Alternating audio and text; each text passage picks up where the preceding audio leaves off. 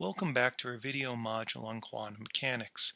At the top of the screen, I've written out the time-independent Schrodinger's equation as we've seen it thus far. And really what we've been looking at is, things like the infinite square well, where we're looking at behavior in one dimension.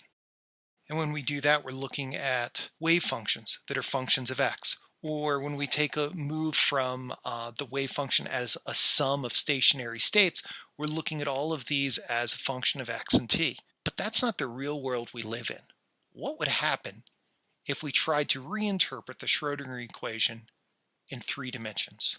Today, we're going to be adjusting our mathematics so that we can interpret the Schrodinger equation in 3 dimensions by remembering and reviewing some of the simple rules for moving between Cartesian and spherical coordinates.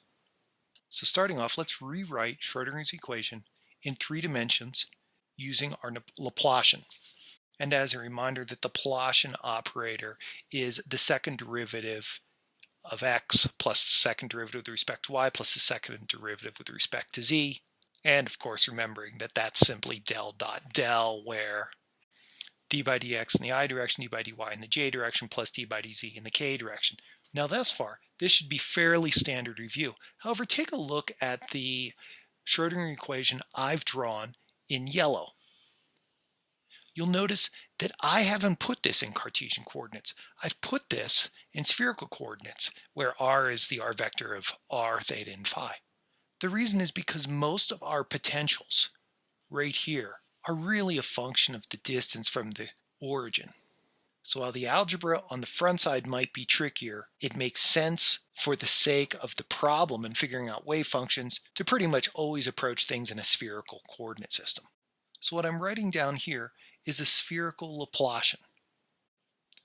A good way to think about it is the first term has to do with r, the second term has to do with theta, and the third term has to do with phi.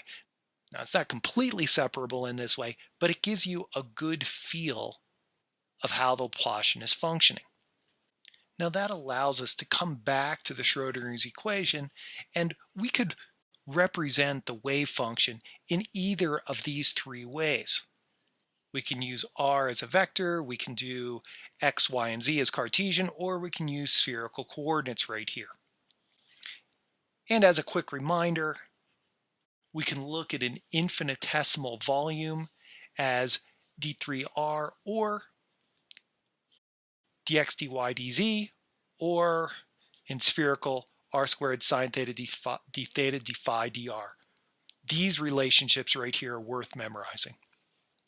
Now, as a reminder of how the spherical coordinate system works, what I've done here is drawn the xyz coordinate system and a yellow bar representing a vector coming from the origin. As you remember, this should be z, the z component of that vector. This is the y, and this distance right here would be the x component.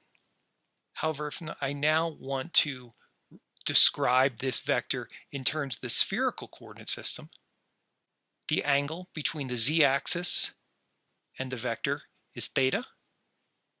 The angle between this projection onto the xy plane and the x is phi. And finally, the distance of the vector is going to be r. So where does this leave us? Thus far, we've been able to do a lot with a one-dimensional wave function. We've been able to understand the concepts of the time-independent Schrodinger's equation, and we've been able to look at stationary states, everything we need to know. Now we're extending this to 3 dimensions. Generally, because the potential is usually a function of the distance from the origin, we'll express the Schrodinger's equation using spherical coordinates. I've broken down a little bit of the Laplacian and spherical coordinates for you. I'll leave the fun part of applying it to the Schrodinger's equations in your court. And I'd encourage you to really know this coordinate system setup, because we're going to be going back to it time and time again as we look at 3-dimensional wave behavior. Thanks for joining me on this brief intro into 3-dimensional behavior, and I look forward to our next session where we're able to explore 3 dimensions in more detail.